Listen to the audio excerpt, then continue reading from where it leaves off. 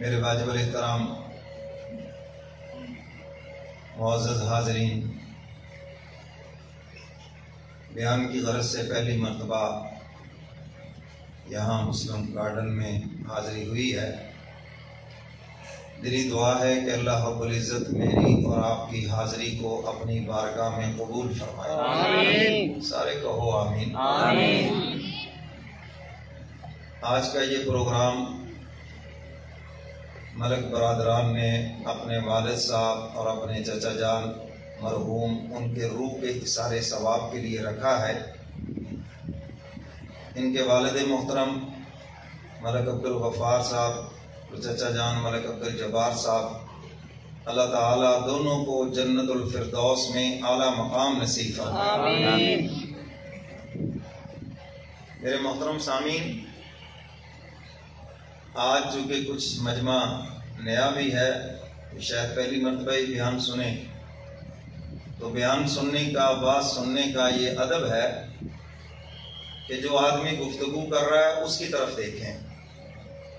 کچھ لوگ کبھی ادھر کو کبھی گردن گھماتے ہیں، کبھی ادھر گھماتے ہیں، تو آپ تھک جائیں گے آپ کی گردنیں، تو اس لیے آپ ادھر ادھر نہ دیکھیں، میری طرف دیکھیں، کیونکہ کچھ باتیں وہ ہوتی ہیں جو سن کے سمجھ آتی ہیں اور کچھ باتیں وہ ہوتی ہیں جو دیکھ کے سمجھ آتی ہیں۔ سبحان اللہ۔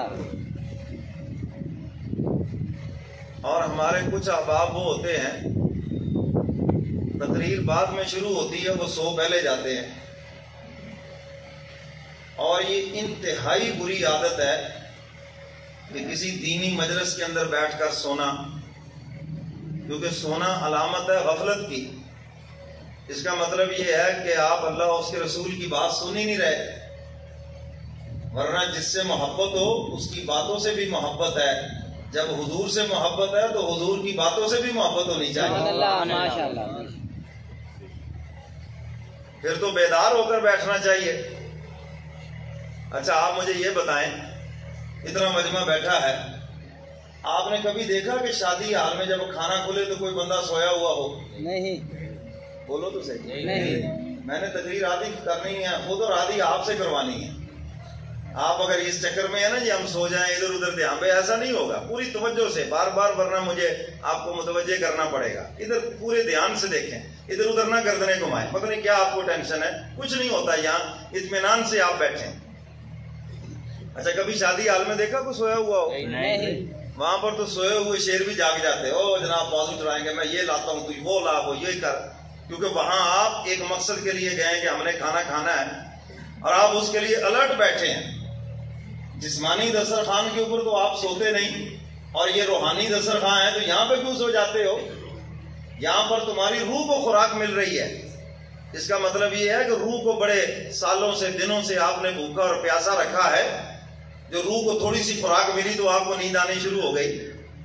تو اس لیے سونا نہیں ہے، بلکہ پوری توجہ کے ساتھ، اور میں اکثر کہا کرتا ہوں پوری توجہ کے ساتھ دین کی بات سنو گے تو تھوڑی سی سمجھ آئے گی، اور اگر تھوڑی سی توجہ کے ساتھ دین کی بات سنو گے تو کچھ بھی سمجھ میں نہیں آئے گا، کیونکہ ہمارے دل و دماغ میں تو دنیا بھری ہوئی ہے۔ 2 جمع 2 4 22 سے زیادہ ہماری کو سوچ ہی نہیں ہے۔ ابھی میں کاروبار میں برکت کے وظیفے بتاؤں تو سارے جاگ کے بیٹھ جائے گی، مولوی صاحب کیا کہہ رہے ہیں جناب؟ اب چونکہ آخرت کی بات کروں گا تو پھر وہی سنے گا نا جو دل سے سننا چاہتا ہے۔ تو اس لیے بیان کے اندر سونا نہیں، جا کر بیٹھنا ہے۔ اچھا، کچھ وہ ہوتے ہیں تقریر شروع ہوتی ہے وہ یوں گردن جھکا لیں گے جیسے مراقبہ کرنا ہے۔ بھائی دیکھو بھی، اگر آپ نے مراقبہ کرنا ہے تو چلیے ہم مراقبہ کرا دیتے ہیں۔ اللہ کا شکر ہے، اللہ نے مجھے جسمانی آنکھیں بھی عطا فرمائی ہیں، روحانی آنکھیں بھی عطا فرمائی ہیں۔ کریں آنکھیں بند، انشاءاللہ ساری دنیا روشن ہو کر آپ کے دل میں آپ کو نظر آئے گی۔ تو بھائی مراقبہ کرنا ہے تو مراقبہ کر لیں، بیان پھر کبھی صحیح، اور اگر بیان سننا ہے تو بیان والا ماحول بنائیں، مزاج بنائیں۔ جس طرح آپ چاہتے ہیں کہ مولوی اچھا ہو، اچھی تقریر کرنے والا ہو، تو مولوی بھی چاہتا ہے کہ مجمع کو باذوق ہو۔ پوری توجہ سے، پورے دھیان سے اللہ اور اس کے رسول کی بات سنیں، انشاءاللہ ایمان تازہ ہو جائے گا۔ میرے محترم سامعین، آج کی گفتگو کا عنوان ہے حضور علیہ الصلوۃ والسلام کی محبت باعث نجات ہے۔ حضور کی محبت کیا ہے؟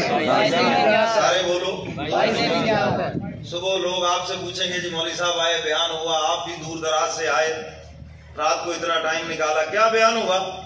اب چونکہ جس نے توجہ سے سنا ہی نہیں وہ کہے گا جی باجی مولوی صاحب نے ٹانگ ادھر سے پکڑی، بازو ادھر سے پکڑا، اور مجھے تو کچھ پتہ ہی نہیں چلا کیا عنوان تھا، کیا گفتگو تھی۔ اس لیے اسی بات کو میں نے سمجھانا ہے کہ حضور علیہ الصلوۃ والسلام کی جو محبت ہے وہ بخشش کا، نجات کا ذریعہ ہے۔ ماشاءاللہ۔ اب محبتیں تو بڑی ہیں دنیا میں، وہ کون سی محبت ہے جس پر نجات کا وعدہ کیا ہے؟ محبتوں کی تو بڑی قسمیں ہیں۔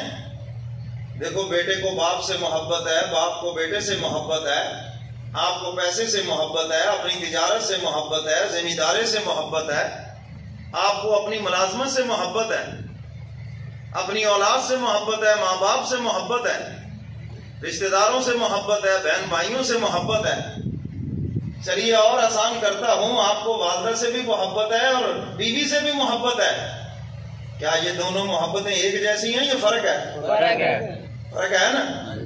تو پھر وہ کون سی محبت ہے جس محبت کو حضور علیہ الصلوۃ والسلام نے پسند فرمایا اور اللہ نے قبول فرمایا؟ سبحان اللہ۔ حضور نے اپنی امت سے کس محبت کا مطالبہ کیا ہے، کس محبت کو پسند کیا ہے کہ میری امت اس طرح مجھ سے پیار کرے، اور اللہ نے اس محبت کو قبول فرما کر نجات کا وعدہ کیا ہے؟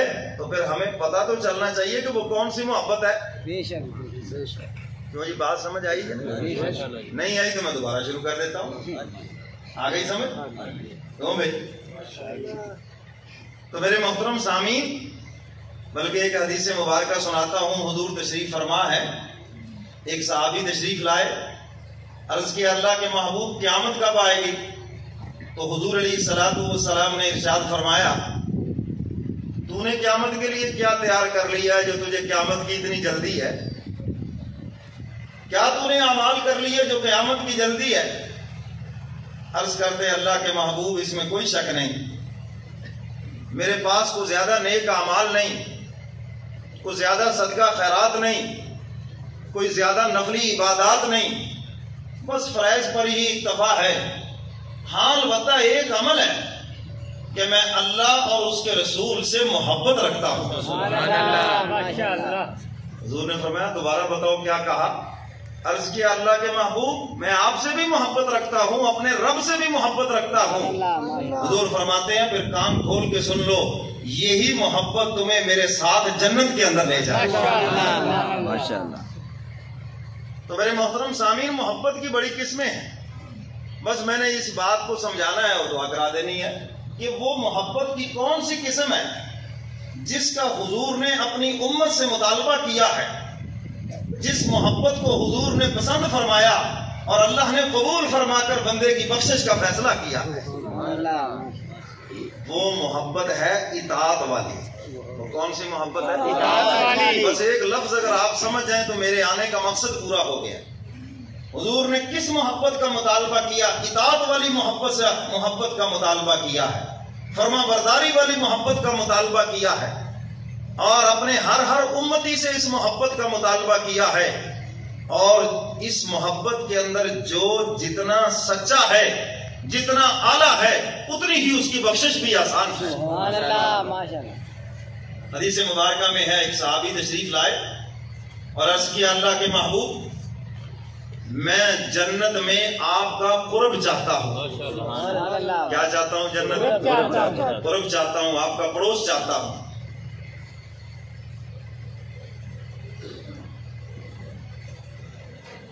اللہ تعالی ہم سب کو جنت میں حضور کا پڑوس نصیب فرمائے۔ اب سوال تو ایک صحابی نے کیا، مگر حضور نے جواب پوری امت کے لیے دے دیا۔ فرمایا قیامت تک آنے والا میرا کلمہ پڑھنے والا جو بھی میرا جنت میں قرب چاہتا ہے، جنت میں میرا پڑوس چاہتا ہے، حضور نے سب کے لیے جواب ارشاد فرما دیا۔ حضور نے یہ نہیں فرمایا کہ نماز کثرت سے پڑھنا پھر تو جنت میں آئے میرا قریب ہوگا۔ نماز فرض تو ہے، ٹھیک ہے، اس میں کوئی گنجائش نہیں، ہر حال میں اس کو پڑھنا ہے، لیکن یہ نہیں فرمایا کہ تو صدقہ خیرات زیادہ کرنا، یہ نہیں فرمایا کہ فلاں عمل زیادہ کرنا، بلکہ حضور نے ایک ہی جملہ ارشاد فرمایا اور ایسے لگتا ہے جیسے دریا کو کوزے کے اندر بند کر دیا۔ حضور فرماتے ہیں میرے صحابی سن، جو جنت میں میرا پڑوس چاہتا ہے، قرب چاہتا ہے، فرمایا جو جتنا میری سنت پہ چلے گا، میرے طریقے پہ چلے گا، حضور فرماتے ہیں اتنا ہی میرا امتی جنت میں میرے قریب ہوگا۔ یہ پیمانہ ہے، یہ معیار ہے مقبول محبت کا، اور حضور کے پڑوس کا، اور کمری والے پیغمبر کے قرب کا، اور حضور کے سچے عاشق کا۔ جو کمری والے پیغمبر کا عاشق ہے وہ حضور علیہ الصلوۃ والسلام کی اداؤں پر دل و جان سے قربان ہے۔ سبحان اللہ، ماشاء اللہ۔ اور یہ جو آیت مبارکہ آپ حضرات کے سامنے تلاوت کی ہے، حق تعالیٰ نے اس میں اسی بات کو بیان فرمایا۔ فرمایا دنیا میں بڑے بڑے لوگ دعوے کریں گے، کوئی کہے گا جی ہم بڑے موحد ہیں، کوئی کہے گا ہم بڑے توحید پرست ہیں، کوئی کہے گا جی ہم تو خدا کے عاشق ہیں، کوئی کہے گا ہم نبی کے عاشق ہیں، کوئی کہے گا ہم تو بڑے دیندار ہیں، کوئی تو کہے گا پتہ نہیں ہم کیا سے کیا ہیں۔ فرمایا یہ سارے دعوے اپنی جگہ پر، لیکن جو بات حق تعالیٰ نے قرآن پاک میں فرمائی، فرمایا اگر یہ چیز تمہارے اندر موجود ہے پھر واقعی تم میرے محبوب کے سچے عاشق ہو، اور اگر یہ چیز موجود نہیں تو پھر تمہارا عشق ابھی تک بہت کمزور ہے۔ فرمایا قل ان کنتم تحبون اللہ فاتبعونی یحببکم اللہ۔ سبحان اللہ، قرآن سن کے کہہ دو سبحان سبحان اللہ۔ اللہ۔ حدیث مبارکہ کا مفہوم، جب سبحان اللہ کہو تو جنت میں درخت لگتے ہیں۔ سبحان اللہ، ماشاء اللہ۔ میں چاہتا ہوں کہ آپ کے درخت کیا آج تو سب کے باغات ہی لگ جائیں۔ سبحان اللہ، ماشاء اللہ۔ ٹھیک ہے نا؟ ہاں، ایک جگہ پہ میں گفتگو کرنے گیا تو ایک بزرگ سامنے بیٹھے، بڑی سبحان اللہ، پھر ایک دم خاموش ہو گئے۔ میں نے کہا ابھی تو بڑے چیخ چیخ کے سبحان اللہ کہہ رہے تھے، ایک دم خاموشی کیوں ہو گئی؟ کہنے لگے جی آپ سے پہلے بھی ہمارے ایک تبلیغی بھائی تھے، انہوں نے بیان کیا، آپ نے بھی وہ حدیث سنائی ہے جنت میں درخت لگ جاتے ہیں۔ میں چاہتا ہوں کہ ساری جنت میں درخت نہ لگے، سردیوں میں تھوڑی سی دھوپ کے لیے بھی جگہ رہ جائے، اس لیے میں خاموش ہو گیا ہے۔ تو میں نے حکا پینا ہوتا ہے ذرا سردیوں میں دھوپ میں بیٹھ کر، تو اس لیے وہاں جو ہے نا تھوڑی سی جگہ خالی بھی رہ جائے۔ ہمارے کچھ احباب ایسے بھی ہیں وہ سمجھتے ہیں شاید کہیں ساری جنت میں اونچی کہے ذرا سبحان اللہ۔ اللہ کا فضل ہے مجھے چورن بھی دینا آتا ہے۔ ہاں، میں ساتھ ساتھ کیونکہ زیادہ خوراک ملے نا تو پھر بد ہضمی کا بھی ڈر ہوتا ہے نا، اس لیے ساتھ ساتھ تھوڑا سا چورن ہو، پھر بندے بیدار رہتے ہیں، سوتے نہیں ہیں اور دھیان بھی ادھر ادھر نہیں کرتے۔ فرمایا قل ان کنتم تحبون اللہ فاتبعونی یحببکم اللہ۔ ہم تعالیٰ فرماتے ہیں میرے محبوب بتلا دیجئے، اپنی زبان مبارک سے ارشاد فرما دیجئے، جب محبوب کی زبان سے بات نکلے گی تو اور بھی محبوب ہو جائے گی، اور بھی پیاری ہو جائے گی، اس میں چاشنی آ جائے گی۔ اب تعالیٰ فرماتے ہیں میرے محبوب اعلان کر دیجئے، بتلا دیجئے، اگر تمہارا دعویٰ یہ ہے کہ ہمیں اللہ سے پیار ہے، ہم خدا کے عاشق ہیں، ہم موحد ہیں، ہم توحید پرست ہیں، اور ہم یہ چاہتے ہیں کہ اللہ بھی ہم سے پیار فرمائے، ہم اللہ کے محبوب بندے بن جائیں۔ بندے تو سارے ہی اللہ کے ہیں، جس طرح بیٹے تو سارے ہی ماں کے ہوتے ہیں، مگر ایک ماں کا ذرا لاڈلا بھی ہوتا ہے، بالکل اسی طرح کچھ خدا کے پیارے بھی ہوتے ہیں، اور ہم چاہتے ہیں کہ اللہ کے پیارے بندے بن جائیں۔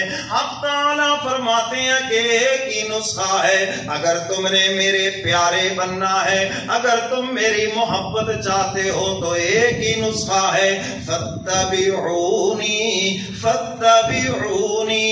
حق تعالیٰ فرماتے ہیں میرے محبوب کی اتباع کر لو، میرے پیارے بندے بن جاؤ گے۔ اللہ فرماتے ہیں میرے محبوب کی اتباع کر لو، میرے پیارے بندے بن جاؤ گے، اس لیے کہ مجھے اپنا محبوب پیارا اور محبوب کی ادائیں پیاری ہیں، اور جو میرے محبوب کی اداؤں کو اپنائے گا، حق تعالیٰ فرماتے ہیں کہ وہ میرا پیارا بن جائے گا۔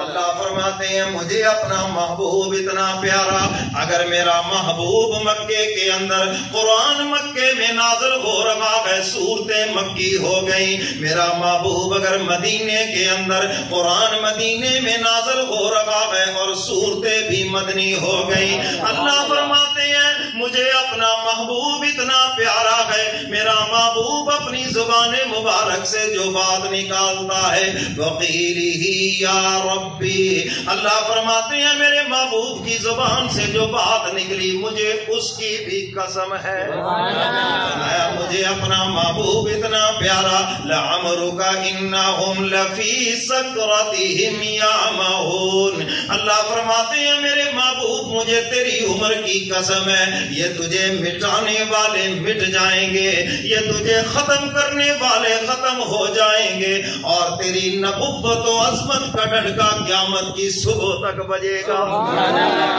اللہ فرماتے ہیں مجھے اپنا محبوب اتنا پیارا، میرا محبوب جس شہر میں پیدا ہوا ہے، میرا محبوب جس شہر کا باشندہ ہے، فرمایا لا اقسم بہذا البلد، اللہ فرماتے ہیں قسم ہے مجھے اس شہر کی، قسم ہے مجھے مکہ مکرمہ کی، اے الہ العالمین آپ مکہ مکرمہ کی قسمیں کیوں اٹھا رہے ہو؟ یہاں پر آپ کا گھر بیت اللہ موجود ہے، حجر اسود موجود ہے، مزاب رحمت موجود ہے، یہاں پر حج ہوتا ہے، عمرہ ہوتا ہے، صفا مروہ ہے، آب زمزم کا کنواں ہے، یہاں پر مقام ابراہیم ہے، حجر اسود ہے، کیا ان چیزوں کی وجہ سے مکہ کی قسمیں اٹھا رہے ہو؟ اللہ فرماتے ہیں میں ان چیزوں کی وجہ سے مکہ کی قسمیں نہیں اٹھا رہا، اگر میں نے ان چیزوں کی وجہ سے مکہ کی قسمیں اٹھانا ہوتی میں پہلی کتابیں تورات انجیل زبور کے اندر مکہ کی قسمیں اٹھا دیتا، مگر میں نے اس وقت مکہ کی قسمیں نہیں اٹھائی، آج قرآن میں مکہ کی قسمیں اٹھا رہا ہوں، کس لیے وَأَنْتَ حِلٌّ بِهَذَا الْبَلَدِ، میں اس لیے مکہ کی قسمیں اٹھا رہا ہوں کہ مکہ کی گلیوں میں مجھے اپنا محبوب چلتا پھرتا نظر آتا ہے، میرے محبوب کے قدم جس دھرتی پہ لگ گئے، اللہ فرماتے ہیں مجھے اس دھرتی کی بھی قسم ہے، سبحان اللہ، یہ ہے شان مصطفیٰ، یہ ہے میرے کملی والے پیغمبر کی شان۔ اللہ بتلانا چاہتے ہیں میرا محبوب جس دھرتی کے اوپر چلے میں تو اس دھرتی کی قسمیں بھی قرآن میں اٹھاتا ہوں، میرا محبوب اتنی شان والا، اس کے لباس کی ادائیں قرآن کریم کی آیات بن گئی، میرا محبوب اگر چادر اوڑھ کے سو جائے میں عرش بری سے آواز دیتا ہوں یا ایھا المزمل، میرا محبوب چادر اوڑھ کے سو جائے میں عرش بری سے اپنے محبوب کو یاد کرتا ہوں یا ایھا المدثر، سبحان اللہ، فرمایا میرا محبوب اتنی شان والا، میرا محبوب اتنے مقام والا، اللہ نے اپنے محبوب کو اتنی اونچی شان عطا فرمائی کہ بعد از خدا بزرگ تو ہی قصہ مختصر، خدا کی ذات کے بعد کملی والے پیغمبر کی شان کا کوئی مقابلہ کر ہی نہیں سکتا۔ اللہ نے اپنے محبوب کو انسانوں سے بھی اعلیٰ بنایا اور اللہ نے اپنے محبوب کو نوریوں سے بھی اعلیٰ بنایا، حضور کی مثل ہے ہی کوئی نہیں، اللہ نے بے مثل اپنا محبوب بنایا۔ معراج کی رات نا جبریل امین حضور کو لینے کے لیے آئے، جبریل امین نوریوں کے سردار ہیں، اللہ اپنے محبوب کا شان بتانا چاہتے ہیں، محبوب کا مقام بتانا چاہتے ہیں، جبریل امین آئے، یا اللہ میں دروازہ کھٹکھٹا لوں؟ فرمایا جبریل کیا ہو گیا، جہاں بڑے آرام کرتے ہوں دروازہ کھٹکھٹانے کی اجازت نہیں ہے، یا اللہ میں آواز دے لوں؟ فرمایا آواز دینے کی بھی اجازت نہیں ہے، یہ ادب کا مقام ہے، یا اللہ کیا حکم ہے؟ فرمایا چھت کی طرف سے آؤ، آ گئے، حضور سوئے ہوئے ہیں، اب یا اللہ میں ہاتھ ہلا لوں؟ فرمایا نہیں، یا اللہ کیا کروں؟ فرمایا محبوب کے قدموں پہ بوسہ دے کے بتا دو نوریوں کی شان کم ہے اور کملی والے پیغمبر کی شان سب سے اعلیٰ۔ اور جبریل امین نے جب میرے کملی والے پیغمبر کے قدموں کو بوسہ دیا نا، کہہ دو سبحان اللہ، ساتھ ہی کہہ دو ماشاءاللہ۔ ماشاءاللہ کہنے سے نظر نہیں لگتی، مجھے بھی نہ لگے اور آپ کو بھی نہ لگے، اور ماشاءاللہ یہ جو پیسے دینے والے ان کو بھی نہ لگے، کہہ دو ماشاءاللہ۔ باتیں دیکھنے بھی یہ کیا ہو رہا ہے، کوئی بات نہیں، کسی عالم دین کی خدمت ہی ہو رہی ہے اور تو کچھ نہیں ہو رہا، کہہ دو ماشاءاللہ۔ تو جبریل امین نے حضور کے قدموں پہ بوسہ دیا، اور کیا جذبات ہیں اس کے، وہ جنت نہ جنت کی گلیوں میں دیکھا، جنت نہ جنت کی گلیوں میں دیکھا، مزہ جو محمد کی تلیوں میں دیکھا، صلی اللہ علیہ وسلم۔ جبریل امین کہتے ہیں مجھے جنت میں وہ مزہ نہیں آیا، جنت کی نعمتوں کے اندر وہ مزہ نہیں آیا جو کملی والے پیغمبر کے قدم چومنے میں مجھے مزہ آیا ہے۔ جنت نہ جنت کی گلیوں میں دیکھا، مزہ جو محمد کی تلیوں میں دیکھا، صلی اللہ علیہ وسلم۔ حضور کا نام آئے تو کیا صلی اللہ علیہ وسلم، 10 نیکیاں ملیں گی، 10 گناہ معاف ہوں گے، اور جنت میں 10 درجے بلند ہو جائیں گے۔ حضور کا نام آئے تو کیا کہنا ہے، صلی اللہ علیہ وسلم۔ اس میں ہمارا ہی فائدہ ہوگا، درود ہم حضور پر پڑھیں گے، گناہ ہمارے معاف ہوں گے، نیکیاں ہمیں ملیں گی، اور جنت میں ہمارے درجات بھی بلند ہو جائیں گے۔ تو اللہ فرماتے ہیں مجھے اپنا محبوب اتنا پیارا، اللہ نے بے مثل اپنا محبوب بنایا، حضور جیسا اس دھرتی پہ ہے ہی کوئی نہیں۔ میرا کملی والا پیغمبر نبیوں کا سردار ہے، میرا کملی والا پیغمبر پوری انسانیت کا سردار ہے، اور میرا کملی والا پیغمبر اتنی شان والا، اللہ نے جو محبوب کو امت عطا فرمائی، یہ امت بھی ساری امتوں کی سردار ہے۔ حضور سب نبیوں کے سردار، اور حضور کی جو امت ہے یہ ساری امتوں کی سردار، آئی بعد میں ہے، لیکن حضور کی نسبت کی وجہ سے جنت میں سب سے پہلے جائے گی، انشاءاللہ سب سے پہلے جنت میں جائے گی۔ اور قیامت کے دن امتیں روتی پھریں گی اور اپنے اپنے نبیوں کے پاس آئیں گی، ہماری سفارش کرو، اللہ حساب کتاب لے لیں، تو سب نبی کہیں گے ہم نہیں بول سکتے ہیں، رب کی بارگاہ میں ہم لب کشائی نہیں کر سکتے۔ آج رب کی بارگاہ میں اگر بول سکتا ہے تو اس کا محبوب بول سکتا ہے۔ آج یہ شان حضور کی ہے، اللہ نے یہ مقام تو حضور کو دیا ہے، شفاعت کبریٰ کا حق حضور کو دیا ہے، یہ مقام اور مرتبہ تو کملی والے پیغمبر کا ہے۔ نہ دن نہ مہینے تے نہ سال تے مکنی اے آمینہ گل حشر نو تیرے لال تے مکنی ہے۔ شاعر کہتا ہے کہ ایک بات تو حضور علیہ السلام کی سفارش سے بننی، اللہ ہم سب کو نصیب فرمائے۔ نہ دن نہ مہینے تے نہ سال تے مکنی اے آمینہ گل حشر نو تیرے لال تے مکنی او یوسف تے حسین سارے تیری دید نو سکدے نے، حسرت اے حسینہ دی حسرت اے حسینہ دی تیری چال تے مکنی تعالیٰ نے دنیا کا نصف حسن یوسف علیہ السلام کو عطا فرمایا، لیکن وہی دنیا کے نصف حسن والا یوسف معراج والی رات بیت المقدس میں میرے محبوب کا انتظار کر رہا ہے۔ سب کہہ دو سبحان اللہ۔ اور حق تعالیٰ نے اپنے محبوب کو دنیا کا کل حسن عطا فرمایا، سر سے لے کر پاؤں تک تنویر ہی تنویر ہے، وہ جیسے منہ سے بولتا قرآن وہ تقریر ہے، وہ سوچتی ہے دنیا مصطفیٰ کو دیکھ کر وہ کیسا ہوگا وہ مصور جس کی یہ تصویر ہے۔ نہ دن نہ مہینے تے نہ سال تے مکنی اے آمینہ گل حشر نو تیرے لال تے مکنی اے با جس نے پڑھائی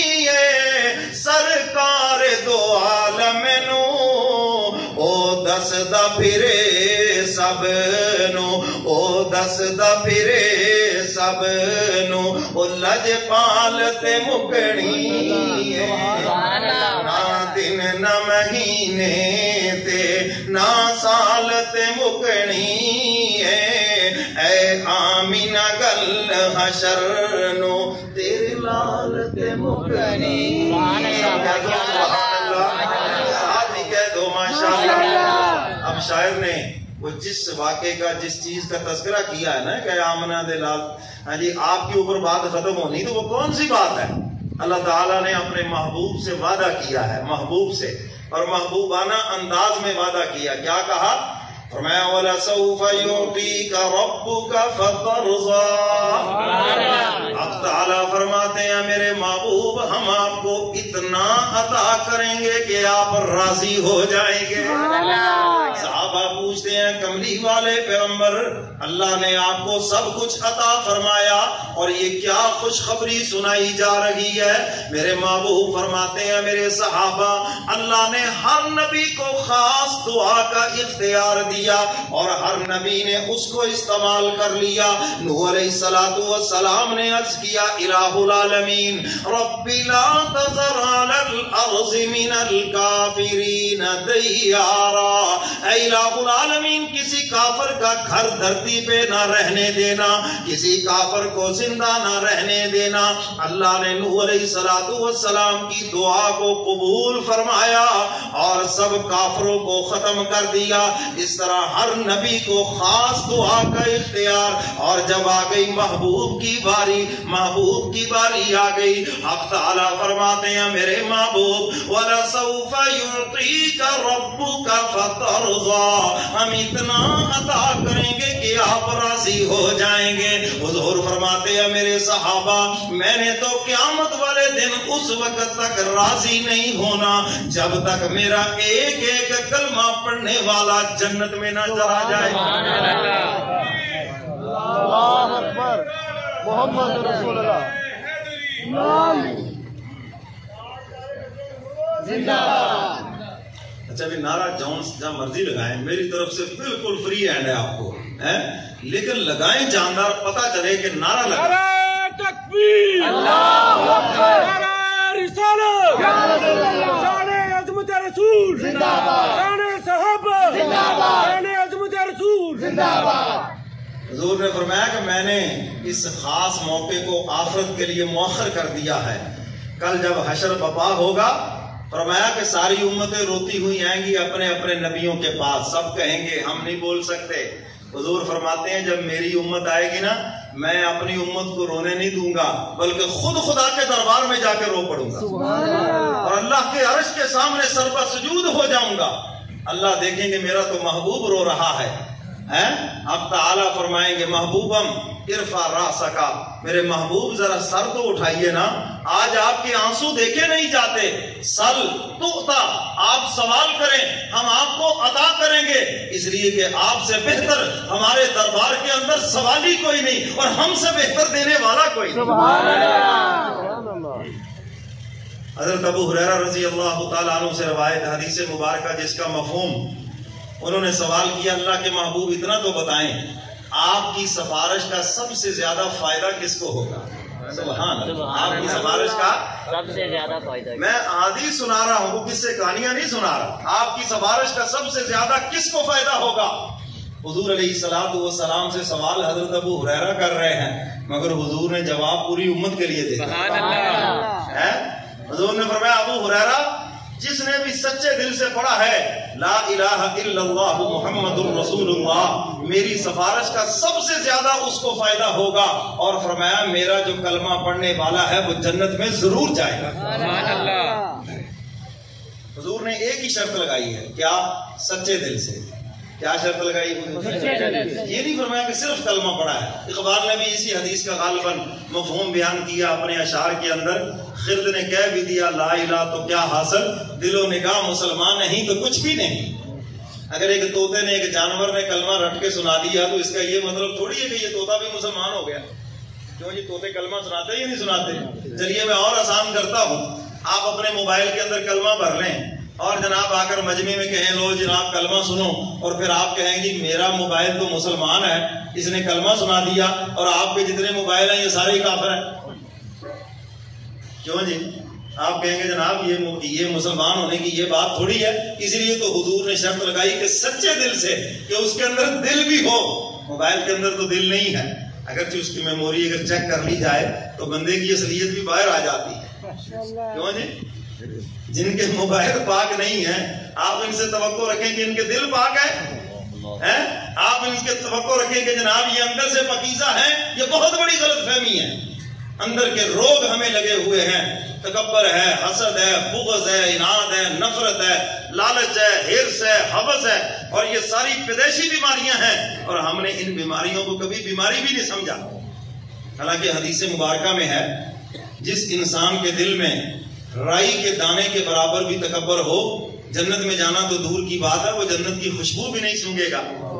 یہ رائی کا دانہ، سرسوں کا دانہ کتنا کا ہے جی؟ اور تکبر کیا چیز ہے؟ لوگوں کو حقیق سمجھنا اور حق بات کو قبول نہ کرنا. میرے محترم سامعین، آج یہ روگ لگا ہوا ہے، حسد کی بیماری لگی ہوئی ہے. حدیث مبارکہ میں آتا ہے حسد نیکیوں کو ایسے کھا جاتا ہے جیسے آگ سوکھی لکڑی کو کھا جاتی ہے.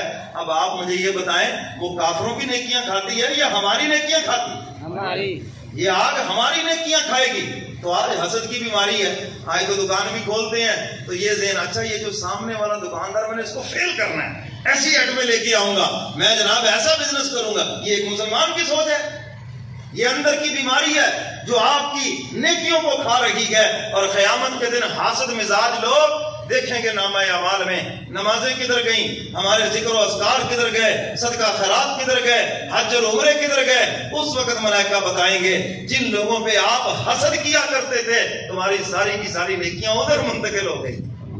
جن لوگوں کی تم برائیاں کیا کرتے تھے، جن لوگوں پہ تم بہتان باندھتے تھے، یہ حقوق العباد کا مسئلہ ہے جس کو تم نے دین سے بھی خارج کر دیا. یہ ساری کی ساری نیکیاں ادھر منتقل ہو گئی اور تم خالی ہاتھ رہ گئے. اور یہ حدیث مبارکہ میں موجود ہے. غریب کون ہے؟ صحابہ نے تو یہ عرض کیا اللہ کے محبوب جس کے پاس مال نہ ہو. ادھر دیکھو کوئی بات نہیں، لائٹ ہی چلی، کچھ نہیں ہوا. جس کے پاس مال نہ ہو. حضور فرماتے نہیں، اصل غریب وہ ہے قیامت کے دن نیکیوں کے انبار، حج عمرے کیے ہر سال، تہجد پڑھے، ذکر اذکار، نوافل، بہت کچھ ہے، لیکن فرمایا ڈھیر لگا ہوا نیکی کا، لیکن کمی کیا ہے؟ لوگوں کے حقوق دبائے، کسی کی زمین کھا لی، کسی کا پیسہ دبا لیا، کسی کی عزت کو نقصان پہنچایا، کسی پہ بہتان باندھ دیا، کسی کی غیبت کی، چغلی کی. فرمایا یہ ساری کی ساری نیکیاں ان حق لینے والوں کو دے دی جائیں گی. وہاں پر سونا چاندی نہیں چلے گا، روپے پیسہ نہیں چلے گا، وہاں کی کرنسی نیکیاں ہیں. فرمایا مقبول نیکیاں دے دی جائیں گی. اللہ کے نبی فرماتے ہیں جتنا بڑا نیکیوں کا ڈھیر تھا وہ ختم ہو گیا. اب کیا ہوگا؟ ان لوگوں کے گناہ اس کے کھاتے میں آئیں گے. فرمایا جتنا نیکیوں کا ڈھیر تھا اس سے بڑا ڈھیر گناہوں کا لگ گیا. میں یہ ہے اصل غریب جس نے دنیا میں محنت بھی کی اور خالی ہاتھ وہاں پہ رہا. تو اس لیے خانقاہوں کے اندر، اللہ والوں کی مجالس کے اندر انہی چیزوں کی اصلاح ہے، اس اندر کی صفائی ہے. اور جب تک اندر کی صفائی نہ ہو اس وقت تک باہر کی ملمہ سازی بھی کسی کام نہیں آئے گی. نماز جنازہ میں امام کہاں کھڑا ہوتا ہے؟ یہ اس دل کے برابر کھڑا ہوتا ہے. اس میں ایمان ہے، اس میں نیک اعمال ہیں. پیٹ کے برابر کھڑا نہیں ہوتا، اس میں تو گندگی ہے، پخانہ ہے اس کے اندر، اس لیے پیٹ کے برابر کھڑا نہیں ہوتا. سینے کے برابر کھڑا ہوتا ہے، اس میں ایمان ہے، اس کے اندر نیک اعمال ہیں. لیکن جن کا سینہ ہی اتنا گندا ہے، جو پیٹ سے بھی زیادہ گندا، جس میں تکبر ہے، جس میں حسد ہے، جس میں بغض ہے، جس میں نفرت ہے مسلمان کے لیے، جس میں ہرس اور ہوس ہے، تو اس کا تو سینہ اس کے پیٹ سے بھی زیادہ گندا ہے. بے شک. اور اگر ان چیزوں کی صفائی نہیں کرو گے، یاد رکھو قبر میں جا کر یہی برود بن کر پھٹیں گے اور آگ ہی آگ چاروں طرف ہو جائے گی.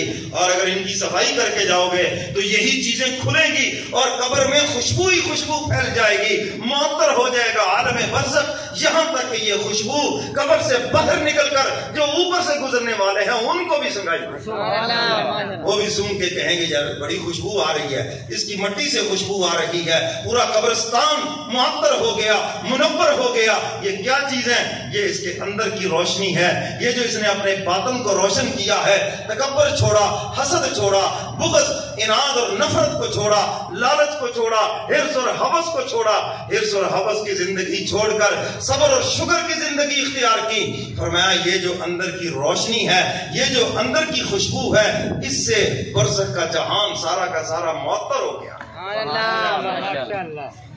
تو حضور نے فرمایا جس نے سچے دل سے کلمہ پڑھا ہے، اقبال نے ترجمہ کیا، خرد نے کہہ بھی دیا لا الہ تو کیا حاصل، دل و نگاہ مسلمان نہیں تو کچھ بھی نہیں۔ اگر نگاہیں ایک مسلمان والی نہیں، اگر دل ایک مسلمان والا نہیں، اگر کان ایک مسلمان والے نہیں، تو پھر خالی کلمے سے بات نہیں بنے گی جب تک کلمے والی زندگی نہ ہو، جو کلمے کے تقاضے ہیں جب تک اس کے اوپر عمل نہ ہو۔ حضرت ابو ہریرہ عرض کرتے اللہ کے محبوب آپ کی سفارش کا سب سے زیادہ کس کو فائدہ ہوگا؟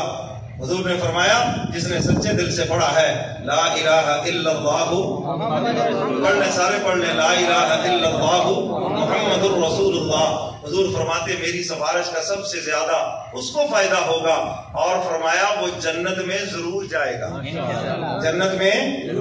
یہاں تو مولوی فتوے لگاتے پھرتے ہیں فلانے کے پیچھے نماز نہیں ہوتی، ان سے پوچھو لوگوں نے نماز تمہاری نہیں پڑھنی خدا کی پڑھنی ہے، اور نماز کو تو اللہ نے قبول کرنا ہے۔ مولوی صاحب آپ کے فتووں سے نماز قبول نہیں ہونی، اللہ اپنے فضل و کرم سے قبول فرمائے۔ یہاں کوئی فتوے لگا رہا ہے جی فلاں گستاخ ہے، فلاں جناب مرتد ہے، فلاں جناب یوں ہے۔ او خدا کے بندو، یہ ممبر و محراب دلوں کو جوڑنے کے لیے تھے، افسوس اسی ممبر و محراب سے نفرتیں پھیلا دی گئیں، مسلمان کی نفرت دل میں ڈال دی گئی۔ یہ کتنا بڑا ظلم و ستم ہے، اور قیامت کے دن یہ پوچھا جائے گا ہم نے تو ممبر و محراب دیا تھا ہمارے ساتھ جوڑنے کے لیے، جوڑ پیدا کرنے کے لیے، دلوں میں محبتیں پیدا کرنے کے لیے، اور تم نے اسی ممبر و محراب میں آ کر لوگوں کے دلوں میں نفرتیں پیدا کر دی، ان کو مسلمانوں سے متنفر کر دیا، ان کو علماء سے متنفر کر دیا۔ بلکہ میں اس پر ایک واقعہ سناتا ہوں، بخاری شریف کی حدیث مبارکہ ہے۔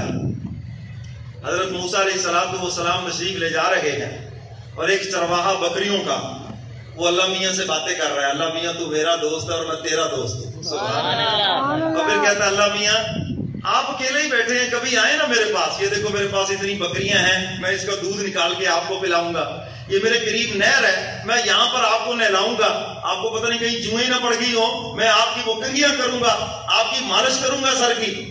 موسیٰ علیہ السلام جلالی پیغمبر ہیں، کچھ دیر تو برداشت کیا، جب بات برداشت سے آگے بڑھی تو کمانڈو ایکشن کر دیا، لگائی 2 دن رکھو، خدا کو جوئیں پڑی ہیں، کیسی گستاخی کر رہا ہے تو ہے؟ کبھی کہتا ہے اللہ میاں تجھے دودھ پلاؤں، اللہ تو پینے پلانے سے پاک ہے۔ مجھے دیکھا کہ موسیٰ علیہ السلام وہی ڈر گئے، انہوں نے کہا جی معافی جی، بس معافی، اور نہ مارنا، بس جی میں آج کے بعد نہیں کہتا۔ چند قدم چلے تو وہی آ گئی۔ اب تعالیٰ فرماتے ہیں موسیٰ کلیم ہم نے تو جوڑنے کے لیے بھیجا ہے، یہ توڑنے کا کام کب سے شروع کیا ہے؟ یا اللہ وہ پاگلوں جیسی باتیں کر رہا ہے، اول پھول بیٹھا باتیں کر رہا ہے ادھر ادھر کی۔ اللہ فرماتے ہیں یہ تو دیکھو نا کر میری محبت میں رہا ہے، میں تو فرشتوں میں بیٹھ کے اس میں فخر کر رہا ہوں، دیکھو یہ میرا عاشق ہے اور کیسی میری محبت میں میرے ساتھ باتیں کر رہا ہے۔ اچھا اس بات کو میرے مرشد فرماتے ہیں چلو ایسے نہیں تو ایسے سمجھو، آپ کا چھوٹا بچہ جب توتری پوتری باتیں کرتا ہے پیار آتا ہے یا غصہ آتا ہے؟ پیار آتا ہے۔ بولو تو صحیح، آپ کا چھوٹا بچہ توتری پوتری زبان بولتا ہے تو آپ کو اس میں پیار آتا ہے یا غصہ آتا ہے؟ اتنا پیار آتا ہے کہ پھر کبھی کبھی تم بھی توترے بن جاتے ہو، اس قسم کی باتیں کرتے ہو یا نہیں کرتے؟ تو اللہ فرماتے ہیں اس کی عقل ہی اتنی ہے، یہ میری محبت میں باتیں کر رہا ہے تو میں تو اس پہ فخر کر رہا ہوں ملائکہ میں بیٹھ کر کہ دیکھو یہ کیسا میرا عاشق ہے اور کس طرح مجھ سے محبت کا اظہار کر رہا ہے۔ باقی رہی بات عقل کی، اب اس بیچارے کی جتنی عقل ہے اس نے اتنی بات کرنی ہے۔ موسیٰ علیہ السلام کو تنبیہ ہوئی، واپس ہوئے اور آگے اس کو حضور نے دیکھا، موسیٰ علیہ السلام حضور نے دوڑ لگا دی، اس نے کہا اور ماریں گے، ڈبل ایکشن ہوگا۔ موسیٰ علیہ السلام نے پکڑے, نہیں میں نے کہا نہیں بات سنو با. میں نے کہا جی میں نے تو پہلے ہی معافی مانگی, آج کے بعد ایسا نہیں کروں گا. آپ میں نہیں ایسی کوئی بات نہیں, تم بتاؤ کیا کہہ رہے تھے؟ میں نے کہا جی میں تو یہ کہہ رہا تھا اللہ میاں تو میرا دوست ہے, میں تیرا دوست ہوں, کبھی میرے پاس آؤ, میں آپ کو دودھ پلاؤں, میں آپ کو نہلاؤں, میں آپ کے سر میں تیل لگاؤں, میں آپ کی کنگیاں کروں, میں آپ کی جوئیں نکالوں, ادھر نہر میرے قریب ہے یہاں نہلاؤں, میں تو یہ ٹھیک ہے بھائی یہی کرو. وہیں سے چلے یا اللہ جہاں سے میں نے توڑا تھا وہیں سے جوڑ دیا. نبیوں کا کام یہ ہے مخلوق کو خالق سے جوڑنا, اور علماء کا کام یہ ہے بھٹکے ہوں کو راہ راست پہ لگانا, مولا کے ساتھ جوڑنا, اور حضور کی محبت, حضور کا عشق اور حضور کی عظمت دلوں کے اندر بٹھانا, اور حضور کی عظمت ایسی دلوں میں بیٹھے کہ ہم حضور کی اطاعت پہ مجبور ہو جائیں, حضور کی فرما برداری پہ مجبور ہو جائیں. تو میرے محترم سامعین, حضور فرماتے ہیں جس نے بھی سچے دل سے کلمہ پڑھا ہے جنت میں ضرور جائے گا, چاہے وہ کسی بھی مسلک کا ہے, چاہے وہ جتنا مرضی بڑا گناہ گار. بلکہ حدیث مبارکہ میں وضاحت ہے, حضرت ابو ہریرہ پوچھتے ہیں یا رسول اللہ وَإِن زَنَا وَإِن سَرَقَ, اگر اس نے زنا بھی کیا, چوری کی, تو کیا پھر بھی جائے گا جنت میں؟ آپ اس کی بھی سفارش کریں گے؟ حضور نے فرمایا ہاں ابو ہریرہ میں اس کی سفارش بھی کروں گا اور وہ جنت میں بھی جائے گا. اچھا پھر انہوں نے کہا یا رسول اللہ اس نے اگر فلانا گناہ کیا کیا پھر بھی جنت میں؟ حضور نے فرمایا ہاں جائے گا پھر بھی. پھر تیسری مرتبہ حیران ہو کے سوال کرتے ہیں یا رسول اللہ اگر فلاں گناہ کیے تو کیا پھر بھی جائے گا جنت میں؟ اب میری طرف دیکھو, حضور علیہ السلام نے حضرت ابو ہریرہ کا یوں ناک پکڑا. یہ عربوں کا ایک محبت کا طریقہ ہے. حضور نے فرمایا ابو ہریرہ تیرے اس ناک کو مٹی لگ جائے, میرا کلمہ پڑھنے والا پھر بھی جنت میں جائے گا. حضور تو یہاں تک فرما رہے ہیں, اور ہم اچھے بھلے مسلمانوں کو کافر بنا رہے ہیں. ارے کافروں کو مسلمان کیا کرنا, جو بیچارے اپنے مسلمان بھائی ہیں ان کو کافر بنا رہے ہیں. یاد رکھو نبی کا کلمہ پڑھنے والا کبھی بھی نبی کا گستاخ نہیں ہو سکتا. ہاں وہ بدعمل ہو سکتا ہے, اس کے اعمال میں کمی کوتاہی ہو سکتی ہے, لیکن جس نے نبی کا کلمہ پڑھا ہے چاہے وہ کسی بھی مسلک کا ہو, میں قسم اٹھا کے کہتا ہوں وہ کبھی بھی نبی کی گستاخی نہیں کر سکتا, وہ حضور کا گستاخ ہو ہی نہیں سکتا. تو اس لیے میرے محترم سامعین کبھی بھی کسی مسلمان کے بارے میں دل میں نفرت نہ رکھیں, مسلک کی نفرت نہ رکھیں. یہ تو چند فروعی مسائل ہیں, کسی کے بڑوں نے کسی کو اختیار کیا, کسی کے بڑوں نے کسی کو اختیار کیا, اور ہم اس پہ مرنے مرانے پہ آ گئے, یہ کیا بات ہوئی؟ تو میرے محترم سامعین حضور علیہ السلام کی محبت نجات کا ذریعہ ہے. کون سی محبت؟ جو حضور کی اطاعت پہ مجبور کر دے. تو جی بات سمجھ آ گئی؟ پھر نہ کہنا صبح کو یار ہمیں پتہ ہی نہیں چلا مولوی صاحب کدھر گئے اور ہم کدھر بیٹھے رہے. تو کیا عنوان ہے آج کی گفتگو کا؟ حضور کی محبت باعث نجات ہے. اور محبت کون سی؟ جو اطاعت والی. اچھا یار اولاد ماں باپ سے محبت کرتی ہے نا, بیٹے اظہار بھی کرتے ابا جی آپ سے بڑا پیار ہے. اچھا کوئی بیٹا یوں ہی باپ سے کہے ابا جی آپ سے بڑی محبت ہے, بڑا پیار ہے. باپ کہے بیٹا اچھا ایسے کرو جاؤ شہر سے میڈیسن لا دو, مجھے دوائی لا دو, میں ذرا بیمار ہوں. وہ کہ نہیں ابا جی یہ کام میں نے نہیں کرنا.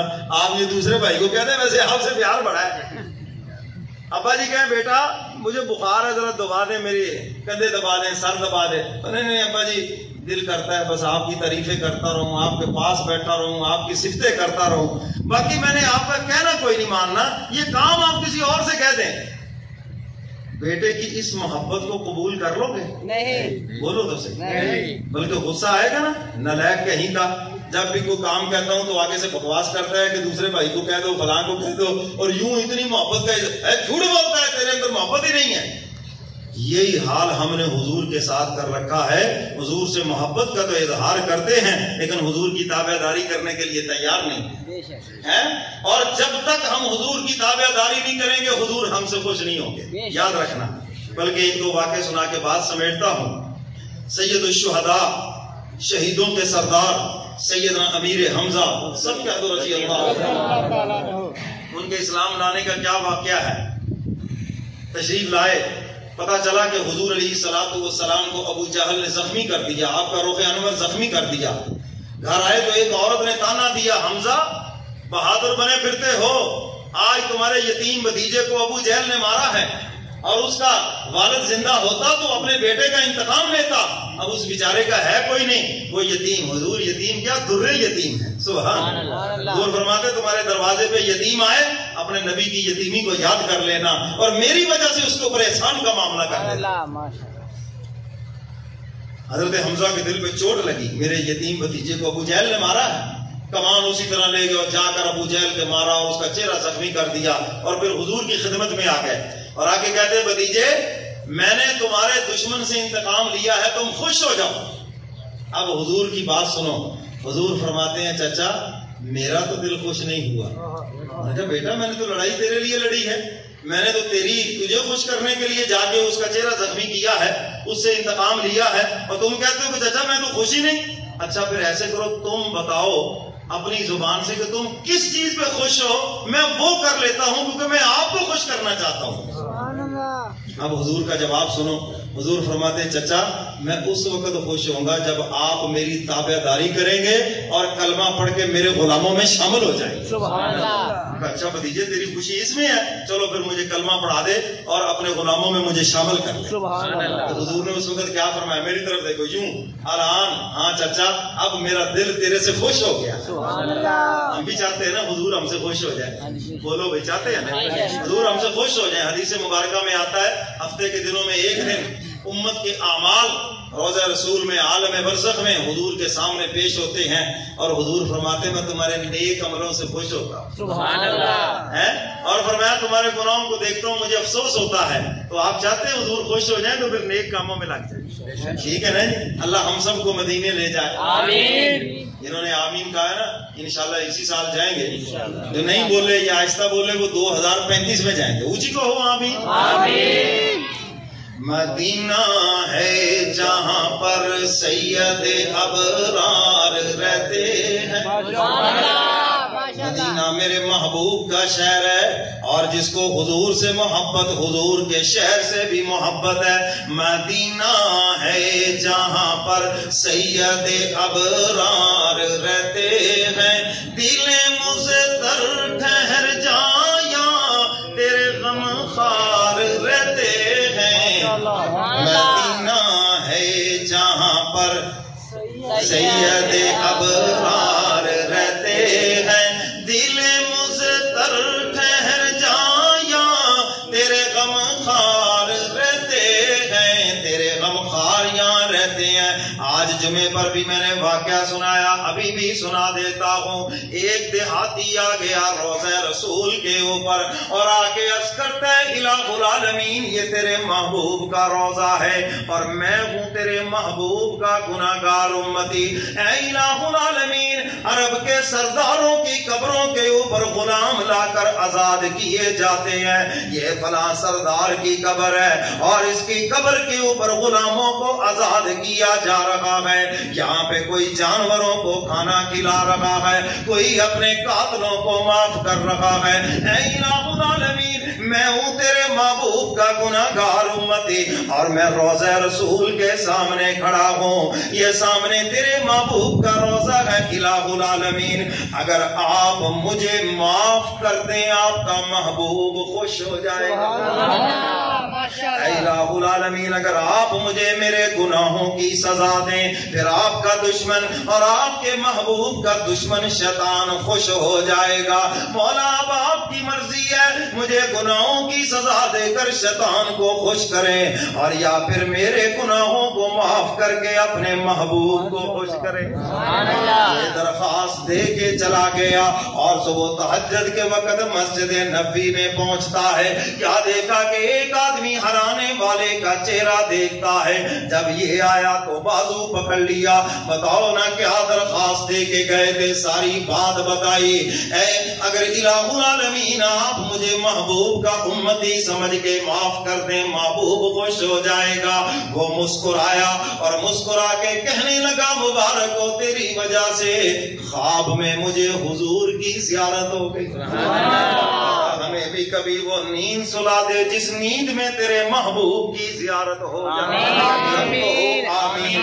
اور پھر وہ کہنے لگا حضور نے تیرے چہرے کی طرف اشارہ کر کے فرمایا تھا صبح میرا یہ امتی آئے گا اس کو بتا دینا کہ اللہ نے تجھے معاف کر کے اپنے محبوب کو خوش کر دیا.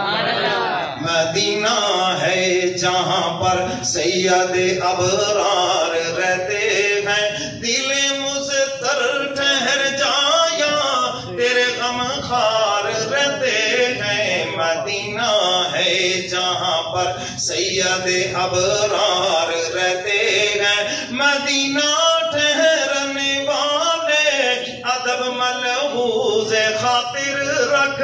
مدینہ ٹھہرنے والے حج عمرے کے لیے جانے والے ادب ملحوظ رکھ کیونکہ یہاں پر سب جہانوں کے سردار آرام فرما گئے. مدینہ ٹھہرنے والے ادب ملحوظ خاطر رکھ کیوں یہاں پر سب جہانوں کے یہاں پر سب جہانوں کے بڑے سردار رہتے ہیں.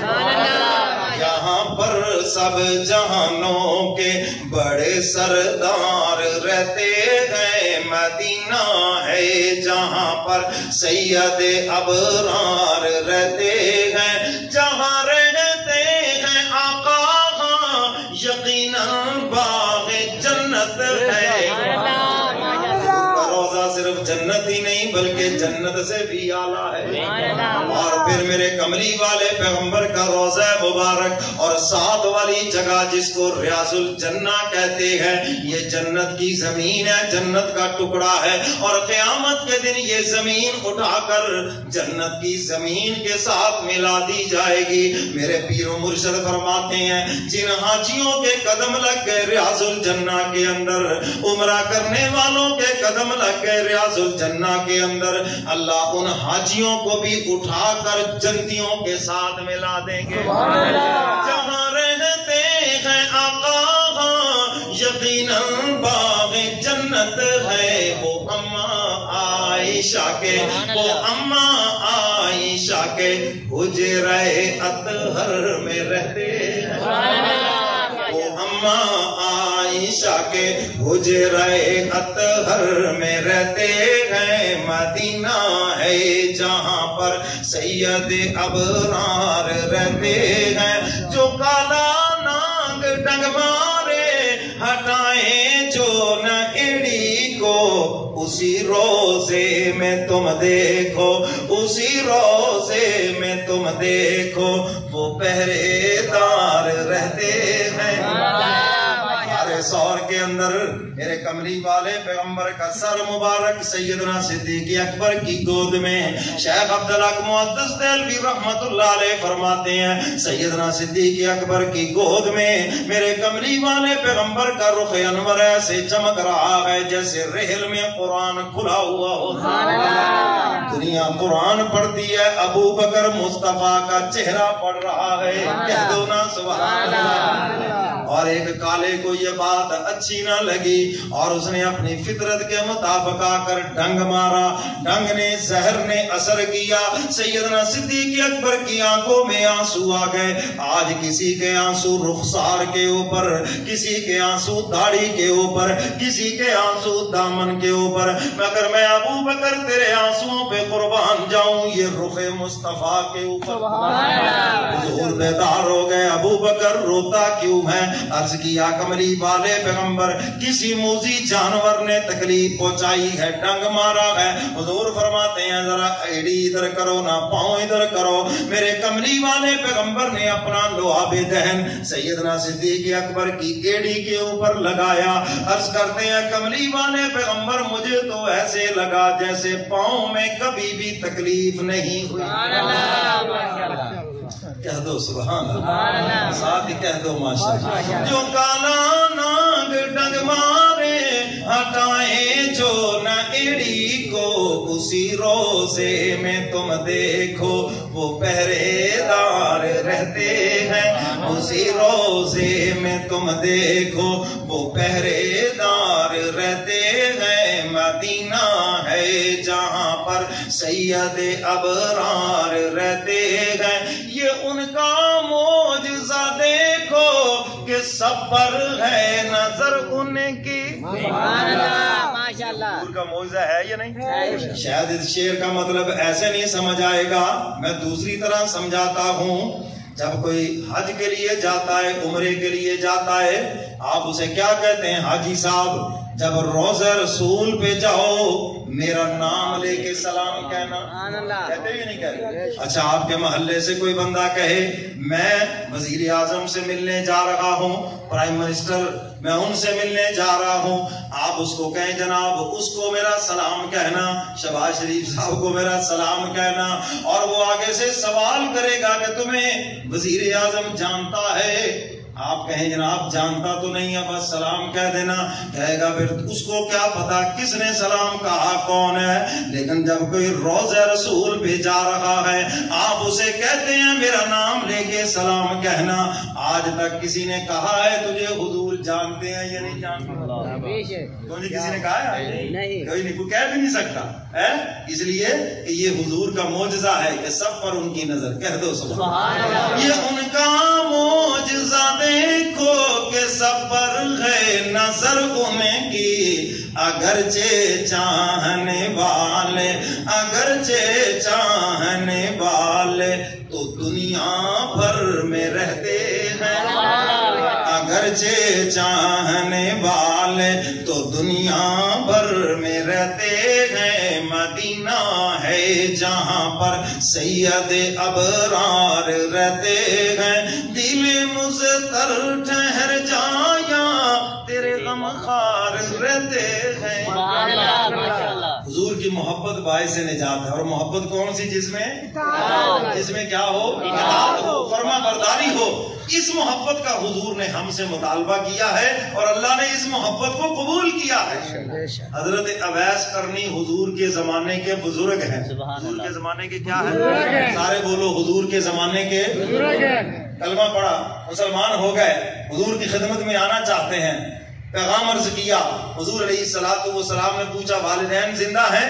عرض کیا اللہ کے محبوب والد صاحب تو فوت ہو گئے، اور والدہ بوڑھی ہے، نبینی بھی ہے، بیمار بھی ہے، ان کی دیکھ بھال خدمت کرنے والا کوئی نہیں۔ اب کتنا جی چاہتا ہے کہ حضور کو دیکھ لو اور مقام صحابیت پہ فائز ہو جاؤ، لیکن حضور نے حکم فرمایا میرے پاس نہیں آنا بلکہ اپنی والدہ کی خدمت میں لگے رہو۔ جی نہیں آیا حضور کے پاس اور حضور کے حکم کو سینے سے لگایا۔ نوجوانوں میں آپ سے بھی مخاطب ہوں، یہ آپ کے ماں باپ آپ کی جنت ہیں، آپ کا والد جنت کا دروازہ ہے، اور اللہ نے جنت آپ کی ماں کے قدموں کے نیچے سجائی ہے۔ اور حدیث مبارکہ میں ہے باپ کی ناراضگی رب کی ناراضگی ہے، اور جس سے اس کا باپ راضی اس سے اس کا رب بھی راضی ہے۔ یہ ماں باپ تمہاری جنت ہے۔ آج نوجوان جی ابا جان نے دوستوں کے سامنے میری بڑی انسلٹ کر دی ہے، بڑی بےزتی کر دی ہے۔ میں نے کہا تیرے 1000 دوست بھی ہوں تیرے ابے کی جوتیوں کے اوپر قربان ہے۔ دوستوں کی کیا حیثیت ہے؟ اللہ نے جو باپ کو مقام دیا ہے، یہ باپ تو جنت کا دروازہ ہے تیرا۔ تو ماں باپ کی خدمت کرے، ماں باپ کی فرما برداری کرے، ان پہ خرچ کرے، ان کو ٹائم دے اور بے حساب خرچ کریں۔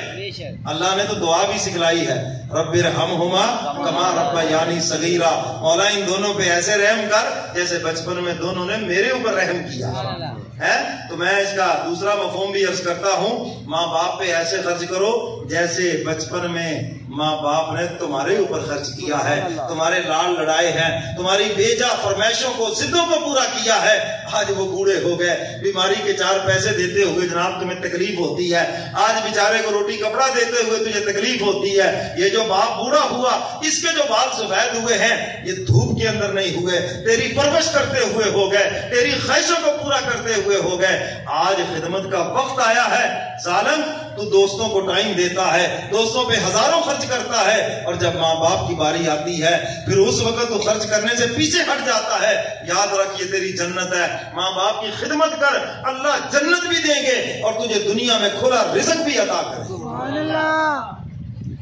حضرت اویس قرنی حضور نے حکم دے دیا بس ماں کی خدمت کرو، مجھے آپ بتائیں یہ پورا مجمع کتنا جی چاہتا ہے کہ یار خواب میں حضور کی زیارت ہو جائے. وظیفے پوچھتے ہیں لوگ, پتہ نہیں کیا کیا کرتے ہیں. میرے مرشد فرماتے ہیں جو رات کو سوتے وقت درود ابراہیمی پڑھ کے سوتا ہے نا, یہ جو نماز والا درود شریف ہے, فرمایا مرنے سے پہلے اللہ اس کو خواب میں اپنے محبوب کی ضرور زیارت کرتا.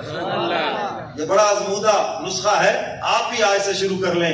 رات کو سوتے وقت درود ابراہیمی پڑھ کر سوئیں, انشاءاللہ مرنے سے پہلے خواب میں ضرور حضور کی زیارت ہو جائے.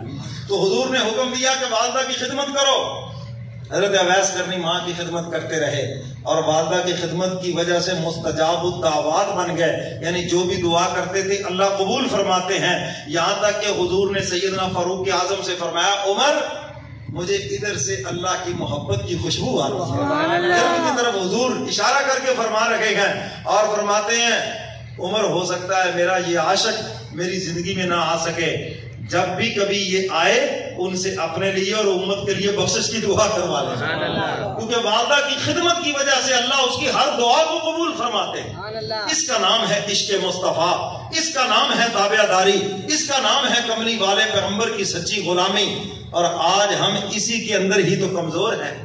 کیوں جی کمزور ہیں یہ نہیں؟ اس جلسے کا, اس پروگرام کا یہی مقصد ہے کہ حضور کی شان سنیں, ہمارے دل میں حضور کی عظمت بیٹھ جائے, ہمارے دل میں حضور کی محبت آ جائے اور وہ محبت ہم کو حضور کی اطاعت پہ مجبور کر دے, حضور کی غلامی پہ مجبور کر دے. حضرات صحابہ کرام کے سامنے زمانے کا کلچر تھا, صحابہ کے سامنے زمانے کی تہذیب تھی, صحابہ کے سامنے رسم و رواج سب کچھ تھا, برادریوں کے رسم و رواج تھے, لیکن صحابہ کرام نے سب کچھ چھوڑا اور کملی والے پیغمبر کے طریقے کو اپنایا, حضور کے نمونے کو اپنایا. تو اللہ نے عرش بری سے جنت کے سرٹیفکیٹ بھیجے, رضی اللہ عنہم ورضوا عنہ. اللہ فرماتے ہیں یہ محبوب کے صحابہ مجھ سے راضی ہیں اور میں اپنے محبوب کے یاروں سے راضی. یہ وجہ ہے جو ان کو جنت کے سرٹیفکیٹ ملے ہیں کہ انہوں نے ہر چیز چھوڑ دی لیکن نبی کا طریقہ نہیں چھوڑا ہے. حضور علیہ الصلوۃ والسلام کی اتباع نہیں چھوڑی. حضرت عثمان غنی رضی اللہ تعالیٰ عنہ سے آخری واقعہ سنا کے بس بات سمیٹتا ہوں. حضور کے سفیر بن کر, نمائندے بن کر صلح حدیبیہ کے موقع پہ مکہ میں تشریف لے گئے مکہ والوں سے مذاکرات کرنے کے لیے. تو آپ کی جو تہ بند تھی, شلوار تھی, یہ ٹخنوں سے اوپر تھی. ساتھیوں نے کہا عثمان آپ ایسے کریں, شلوار نیچے کر لیں, یہ تہ بند نیچے کر لیں, چادر نیچے کر لیں, یہ مکہ والے مذاق اڑائیں گے, کافروں کا کام ہے سیدھی بات کا الٹا مطلب نکالنا, الٹا رنگ دینا اس کو. تو یہ کہیں گے لو جی عثمان غنی جب مکہ میں تھا تو بڑا مالدار تھا اور جب ہجرت کر کے مدینہ میں حضور کے ساتھ چلے گئے آج اتنے غریب ہو گئے ہیں, اتنا بھی کپڑا نہیں ہے کہ یہ اپنا جسم ہی پورا ڈھانپ لیں.